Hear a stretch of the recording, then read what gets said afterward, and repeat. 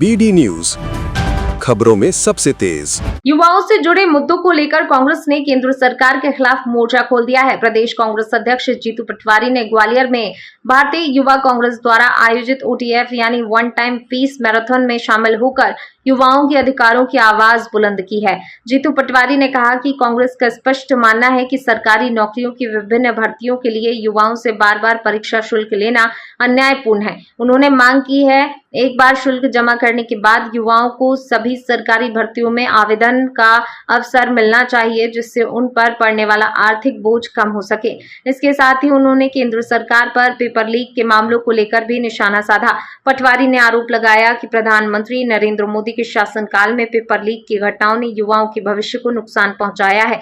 उन्होंने कहा राहुल गांधी द्वारा युवाओं के समर्थन में शुरू किए गए आंदोलन को देश भर के युवाओं का समर्थन मिल रहा है। कांग्रेस ने स्पष्ट किया वह रोजगार भर्ती प्रक्रिया में पारदर्शिता और युवाओं के हितों से जुड़े मुद्दों पर अपनी लड़ाई जारी रखेगी। शरीर को उस तरीके से बनाओ जिस तरीके से आपकी कंपटीशन में आप क्लियरिटी लाओ, और फिर वो बेईमानी हो जाए तो क्या ये देश के लिए अच्छा है? ये आपके लिए अच्छा है? ये युवाओं के लिए अच्छा है? नहीं। तो ये राष्ट्रीय मुद्दा है या नहीं है?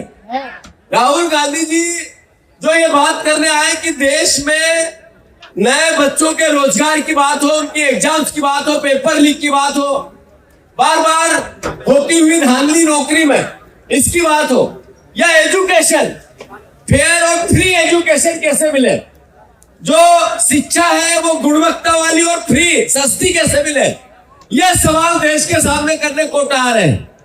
मैं ये बात इसलिए, ये आयोजन जो है वो राजनीतिक आयोजन नहीं है। मैं मितेंद्र को बहुत साधुवाद देना चाहता हूं, पर यह भी बताना चाहता हूं कि ये लड़ाई जो राहुल गांधी पूरे देश में लड़ना चाहते हैं आपके हक की है, युवाओं के हक की है, आपके अधिकार की है। ये राजनीतिक लड़ाई है ही नहीं, ये कांग्रेस बीजेपी की लड़ाई नहीं है।